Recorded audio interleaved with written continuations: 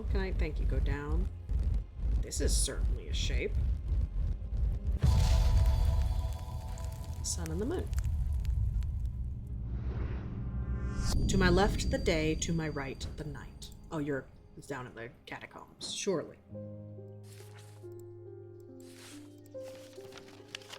To my left the day, to my right the night. You are this one right here. I find the row of 3 tombs in the upper levels of the catacombs. The cool darkness is strangely calming at times down here, and I sit for a while in quiet contemplation. When I rouse from my thoughts, I look down at my feet and find an item there. Had it been there all along? I never noticed it when I sat down. Oh, thank you for this little guy. He's, got a symbol on his head. What is that symbol? It's deception. We'll put you over there. And we'll mark that that's what that is. I wish you could add more tags. What just went jingle jangle? Hello. You were resonating with the Elva Stone today.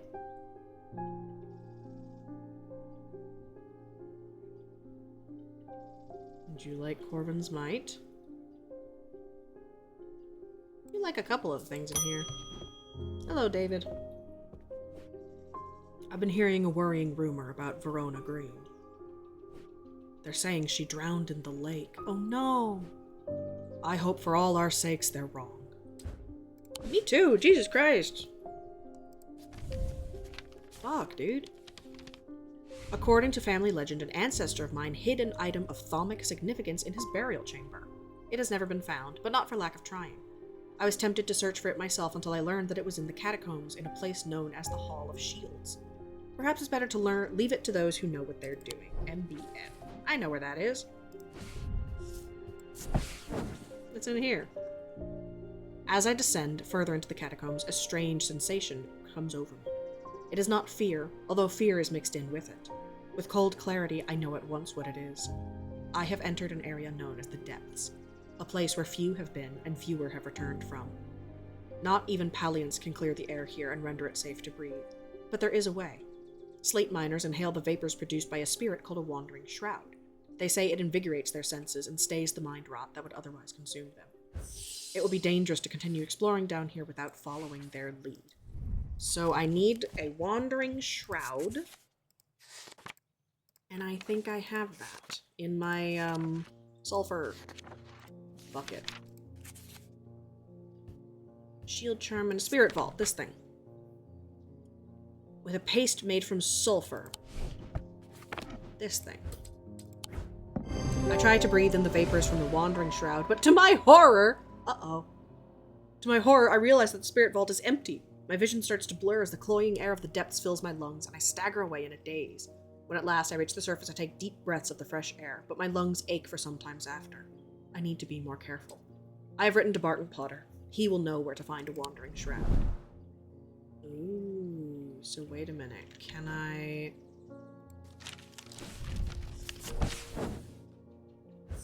go back in and just not breathe with an Ascus? No. Okay.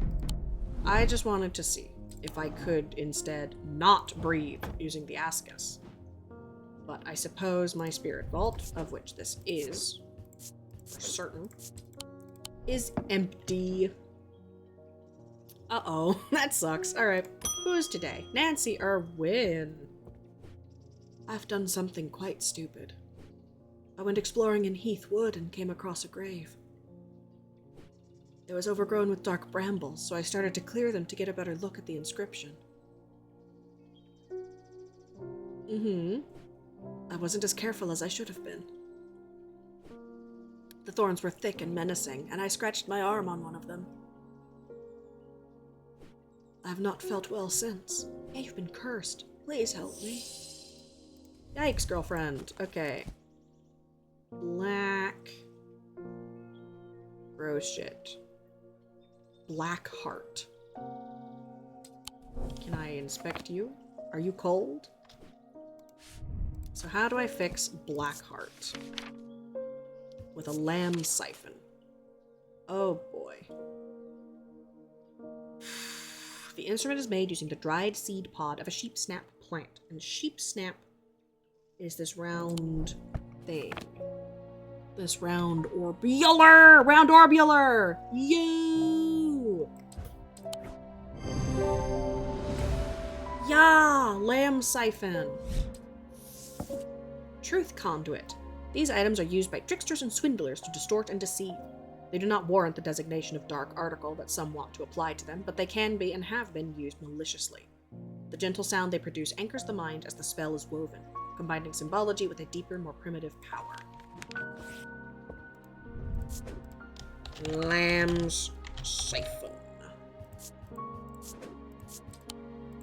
And you, do you send music? Yep.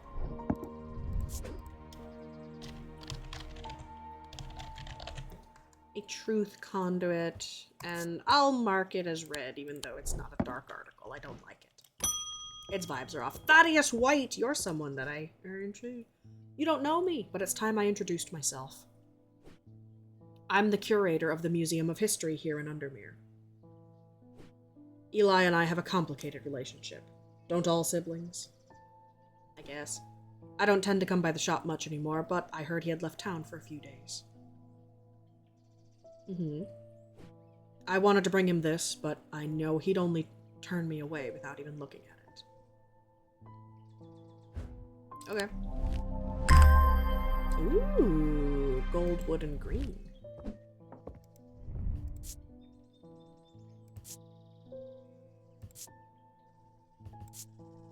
Takes great effort to tear my eyes away. Oh, I know what you are. You're the little siren fucker, aren't you? You are a Gaudium siren, aren't you? Yeah, this thing. You are this thing, literally. At the Museum of History.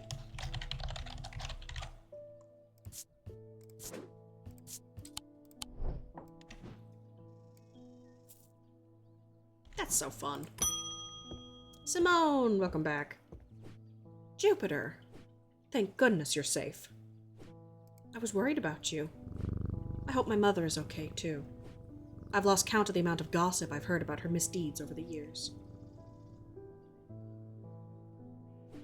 The truth is, when she gets stuck into a mystery, she's been known to disappear for days at a time. In the meantime, I believe I found another clue in the journal. The text directly before this is largely illegible, but I was able to make out a reference to a vault of some kind. Ooh, I like vaults. Okay, what's this? 3 resonant objects. Lightest first, heaviest last. Okay, so I need this thing to tell me what my resonant objects are. My resonant objects are the ambra. Put this away.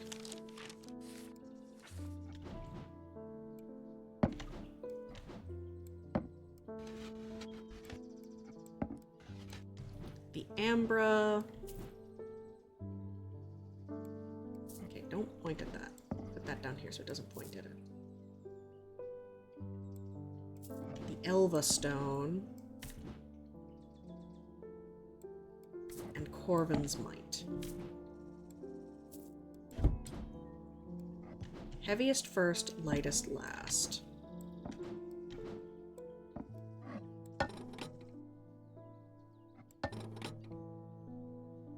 You weigh a little under 2 pounds.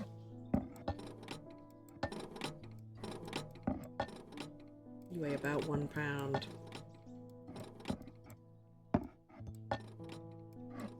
Heaviest first, lightest last.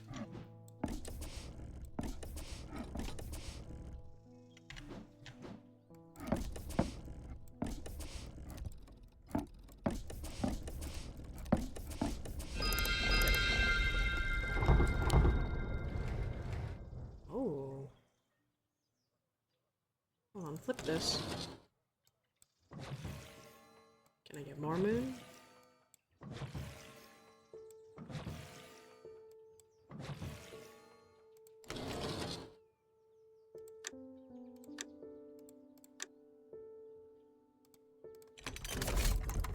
I'm really good at puzzles. What are you? Hello.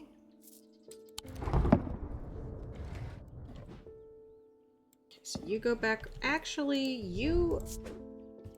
I feel like you're an unidentified and you're kind of dangerous. So I'm gonna put you over in the vault. You're identified and dangerous. What are you?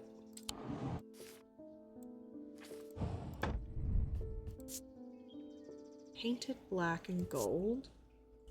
Feels unusual. Not hot exactly, but energetic somehow. I can't tell if that low hum is coming from the item or my own imagination.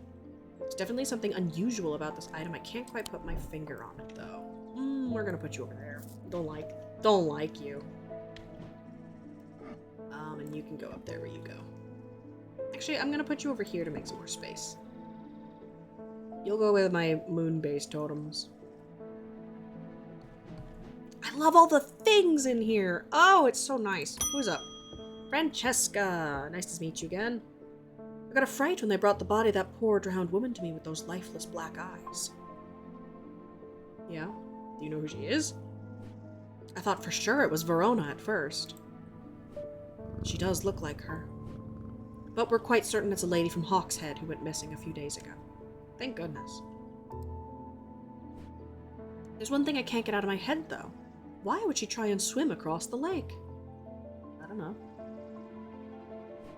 And in the meantime, Verona is still missing. I don't like to use thaumic needles as a rule, but the circumstances are beyond the rule book. Lucky for you, I have one. Thaumic needle. It's a tall item, and its weight does indeed reduce when heated. A loam. Sometimes called a Hand of Jupiter or a Fire Palm, a loam is an item with enticing power. They can reverse the signs of aging, but anyone who has played that game knows that it can only last so long before time catches up, and when it does, it often hits harder. Your thaumic needle confirmed. Interesting, there's a picture on it. Oops. The loam is here. Or a fire palm.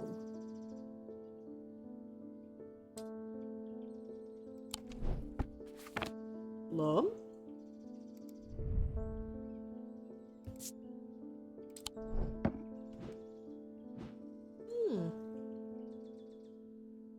Interesting. Next. Audrey Bell, welcome back. More shit? The people are afraid. And they're right to be, but it is too late for them. They are of no use to us. But you might be. Prove yourself and perhaps Holgar will deem you worth saving. Damn, okay. I require an object to steady my restless congregation and remind them why I am the one to lead us through this turbulent time. They respect strength and power above all else. Morgan's Folly or a Fortinance? Well, obviously Morgan's Folly is what you're looking for, but I'm gonna give you a Fortinance. There's a symbol of strength that's made of stone. There you go. Tormund's Bane can be rolled along the tongue to cure Tormund's paralysis, or worn about the neck to protect against the curse. Like most items that ward against curses, they emit a diurnic field pattern. Okay. Well, give me a second. Which one's a diurnic field?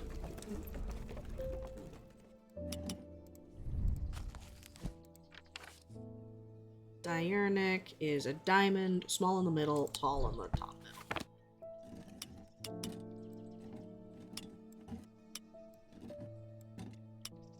The whoosh whoosh. Okay, so the two coming at each other. Are you marked with paralysis? No. Can be rolled under the tongue or worn as an amulet. They produce a diurnic field.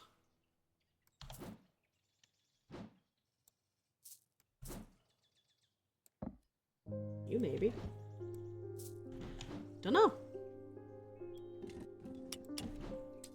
Let's end the day.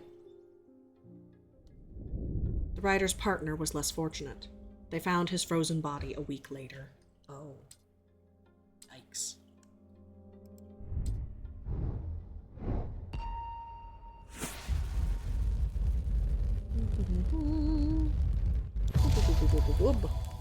Man. I am marked by Jupiter. Okay, so you're gonna be in the house.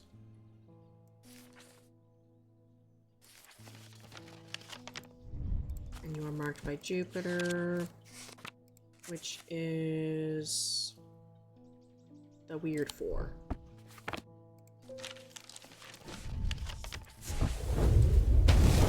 Bingo. Whoa, hello. The mark of Jupiter on my map leads me to a square room on the ground floor.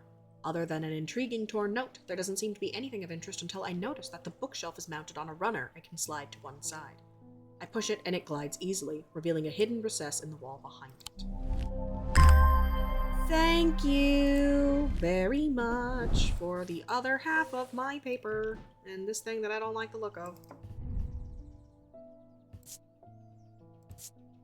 Hard but smooth, textured, made out of bronze on a black gemstone. I really don't have room for you, so I'll hang you there. Let's put you in there. Not you. You. The castle vaults are blocked by a diurnic seal. It can be opened by any object made from silver or gold that produces a diurnic field. So a diurnic... Let's open this. Silver or gold that produces a diurnic field, and that's the one where they're coming at each other. So, you're made of gold. You could do it. Can I tag you? See, I don't know them off the top of my head. So I have to come up with a new symbol for them. We'll use this one for diurnic fields, I guess. Interesting. I wonder... We know what an ecumenical is. A babelia resembles a mentic field pattern, but the items themselves do not produce a mentic field. And they translate. So it's something that has...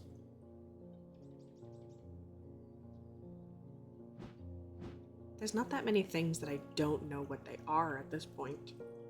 Or I don't have any idea what they could be. James Herschel. I can't say too much, but it has fallen to me to carry a secret that people would kill for. That people have killed for. You're gonna want an ecumenical, huh? It's a lot of weight to carry around in my head, and it's getting harder to bear around certain family members. It occurred to me that it would be safer in an ecumenical. Yep. Here you are. That's easy. Hourglass motif, unpleasant suggestion suggesting it's empty.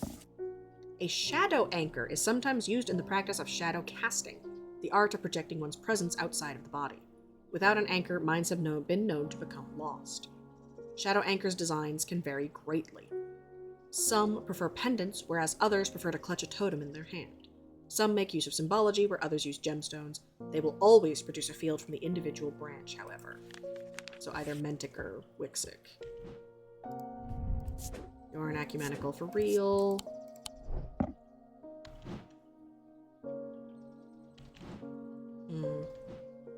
There's just so many things in here that I... Corvin's Might, I know. A Gaudian Siren we have. A Heart Chamber. There's a vast skull in the catacombs, said to be that of the beast Blencathra. Holgar's followers believe that when he slew it, he trapped its soul along with its power in an item known as the Wraith Chamber. Heart Chambers are based on this mythical object, but they have morphed over time into a way to keep those dear to us close to heart after death. Is it this thing? A Heart Chamber? This thing a Heart Chamber? Maybe?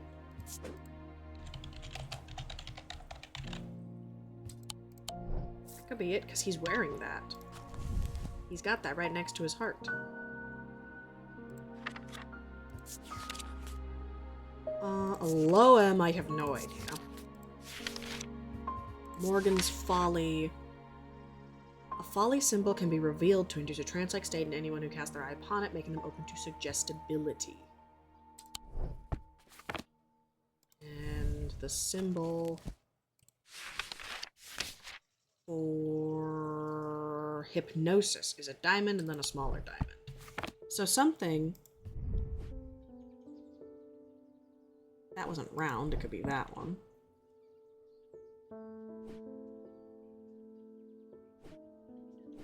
It's a diamond and then a smaller diamond on it, I think. I would imagine.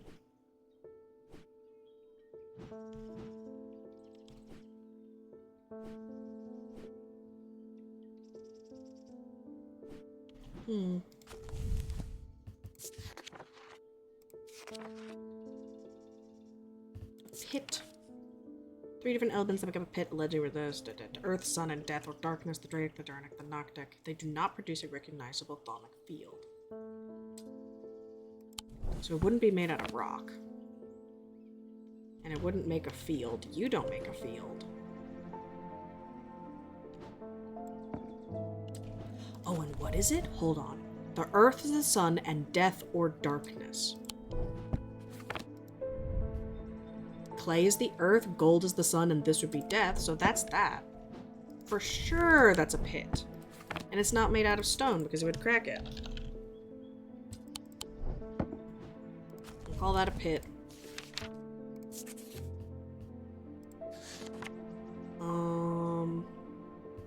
Shadow anchor, I don't know. A shin.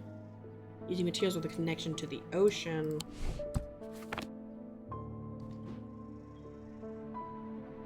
I don't know that I have anything like that.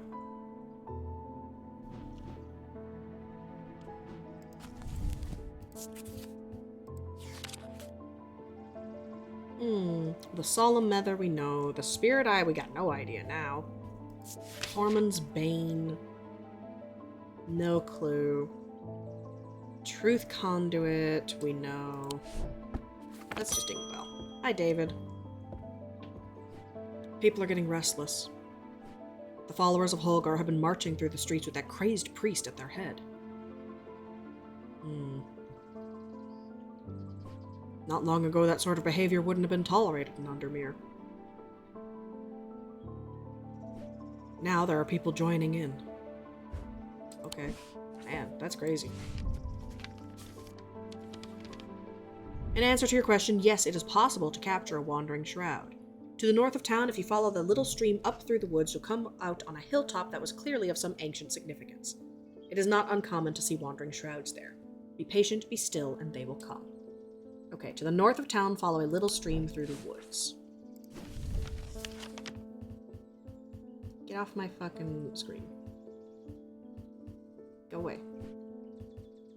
Follow a little stream through the wood. There it is. After a pleasant walk along the beck, I reach a series of grassy mounds, the barrows. But whoever is buried in them must have been important in their time. If I am to collect what I have come for, I will need to be prepared. This thing. My spirit vault. It's a container, and it's stinky. I sit and wait, quietly and patiently, not certain exactly what I'm looking for. For some time, nothing happens. And then, long after my mind has drifted towards a warm fire and a hearty supper, I notice a movement in the corner of my eye. A strange, thin mist has formed near one of the barrows.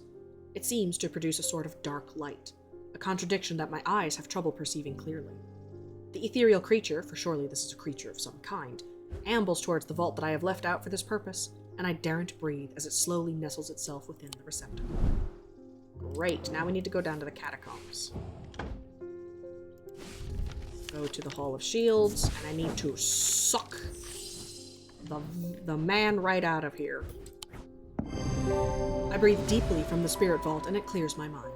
I don't care to linger too long down here, but I forge on until I reach the unmistakable Hall of Shields.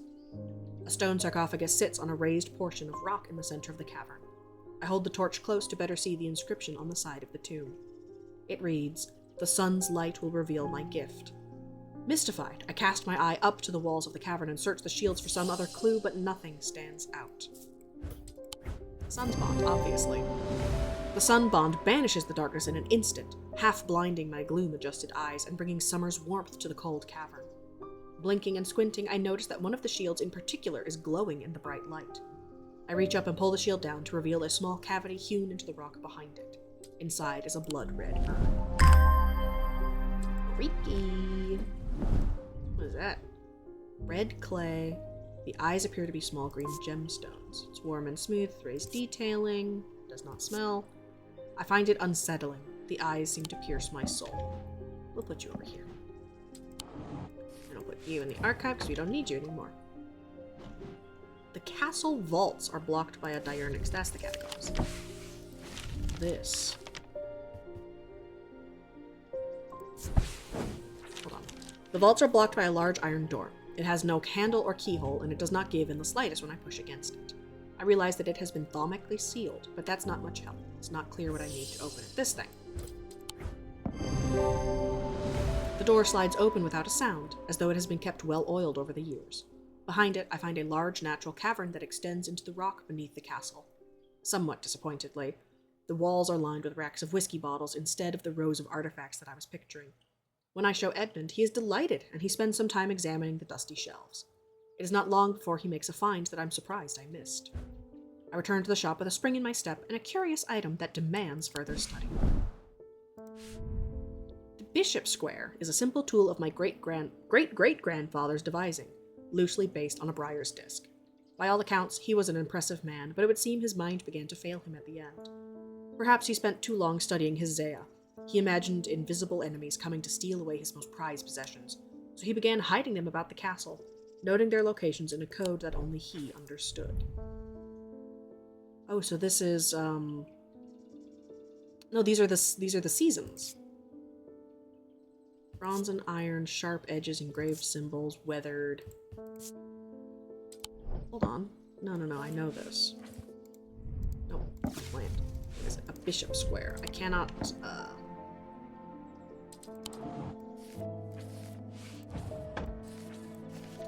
open this up. Mars in winter, rising in summer. So, hang on, wait, my symbology book. Mars in winter. I know this. Mars is the iron symbol, and winter is the snowflake. So, Mars in winter, rising in summer. Is there one for rising?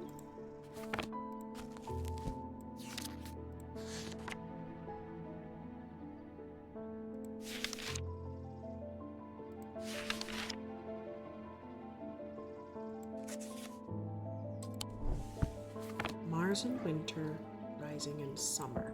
Are you summer?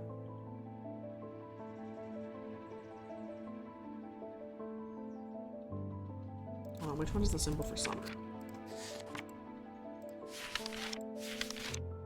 Summer is the circle with that. So, the kitchens? Yep. The smells and sounds of cooking greet me as I enter the castle kitchens. I feel a little foolish as I try to avoid the cook's glares while following the clues left to me by a mad old man.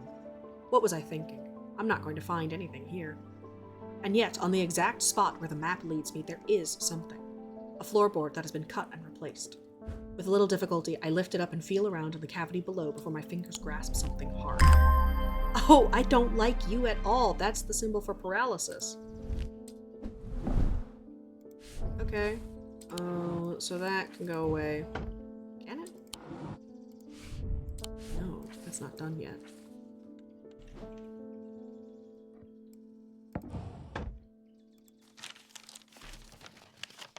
You have any other notes in here? I don't think so. I'll put that, and I'll put that with it. The hell are you? Stone. Hard and cool. Nothing to smell. Nothing to think. What symbols is that? Right side up triangle. Telephone wire on a hill. And that's paralysis, surely.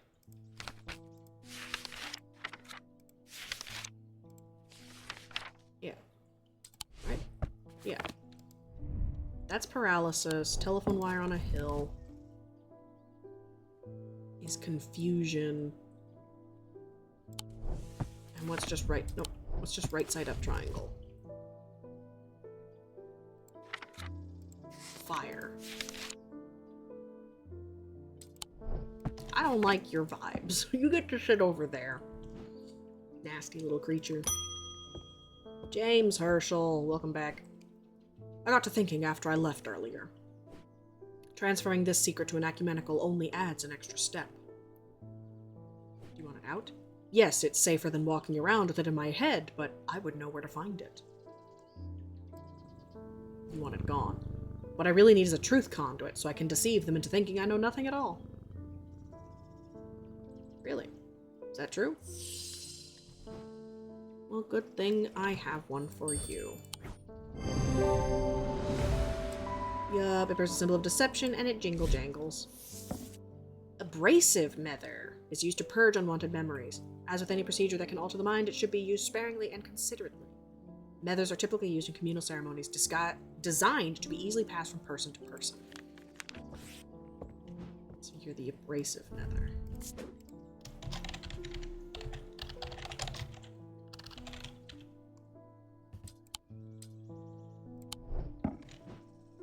Ding. Evelyn Bennett. Do I know you? I have never felt more tired or more devoid of life. An apathy has settled in my bones that I do not seem to be able to shift.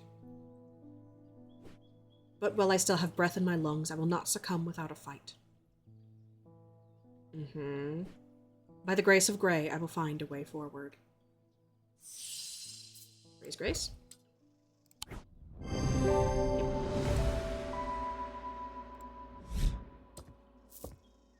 I don't know why you're not green.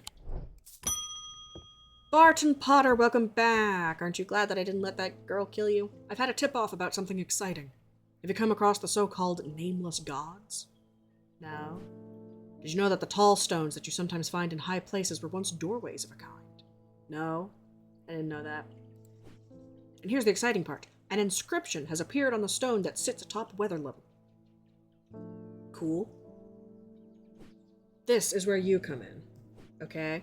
I'm confident that a pit will open the doorway. Oh. The other option is a Babelia to read the inscription. But they say that if you read the language of the nameless gods, you become cursed, which I can't say I like the sound of. True. I'm leaning towards the more direct approach, but then again, that could be dangerous too. A pit or a Babelia? So crack it the hell open. Let's see. Okay, so that means we have a Babelia, which means we're going to focus in on trying to get it. They resemble a Mentic field pattern. The markings on it resemble the pattern of a Mentic field. And the Mentic field is diamond with a circle on the top and the little on the bottom.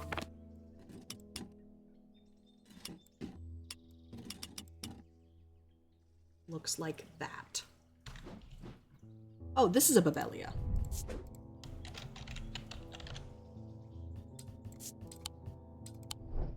We can fix... okay, hold on. So...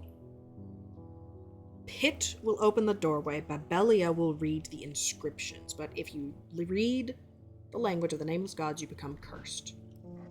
Fuck it. There's a Babelia. Thank you. I hope this works. Here's a token of my appreciation. Something for you to ponder over. Thank you. Ooh. What are you? Yellow sandstone, crumbly with engraved detailing. Doesn't smell, doesn't think. So circle, almost a target with a crooked leg. Almost a target with a crooked leg. Wax. Fire and wax? Are you a candle?